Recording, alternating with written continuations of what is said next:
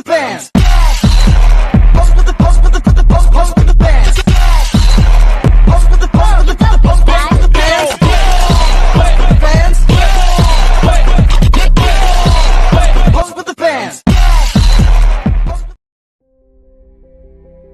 Wah yes, muka lo kusut banget lagi mikirin skripsi padahal belum proposal ya. Andai skripsi, ini pinjol Her.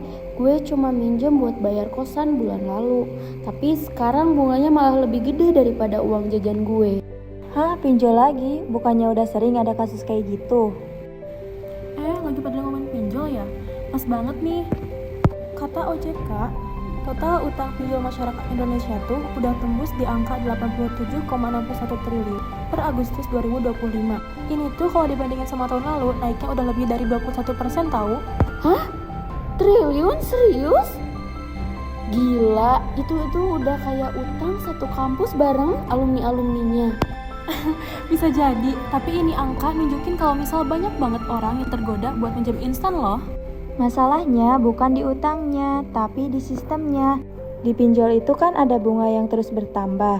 Nah, di dalam ekonomi syariah, bunga itu disebut riba dan itu dilarang. Kenapa sih bunga dilarang? Kan cuman bayar lebih aja. Iya, tapi riba itu merugikan salah satu pihak. Misal lo pinjam 1 juta, tapi disuruh bayar 1,5 juta, padahal lo lagi kesusahan. Itu membuat ketimpangan. Jadi di dalam prinsip ekonomi Islam itu harus keadilan dan tolong menolong dan tidak menekan. Nah benar, dalam Islam transaksi itu harus saling ridho dan transparan. Nggak boleh ada unsur yang memberatkan kayak bunga berlipat atau penipuan. Benar, jadi lo kalau mau pinjam dana lebih baik ke bank lembaga syariah kayak BMT, Koperasi Syariah, dan juga keuangan syariah. Nah di situ sistemnya bagi hasil bukan bunga. Oh, jadi misal gue pinjam buat usaha jualan kopi, hasilnya dibagi sesuai kesepakatan gitu? Jadi kalau misalkan untung dibagi bareng, kalau rugi tanggung bareng juga. Jadi sistemnya adil dan berkah. Wah, berarti pinjol tuh versi instan tapi gak halal ya?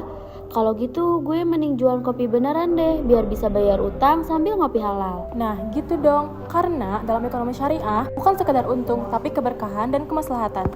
Benar, jangan sampai gaya hidup konsumtif bikin kita terjebak dari riba. Islam mengajarkan kita untuk hidup seimbang, bukan berutang demi gengsi. Nah, jadi buat teman-teman, hati-hati ya sama pinjol. Utang boleh, tapi harus tetap tanggung jawab dan sesuai dengan prinsip syariah. Karena utang tanpa keberkahan malah bikin hidup makin sempit.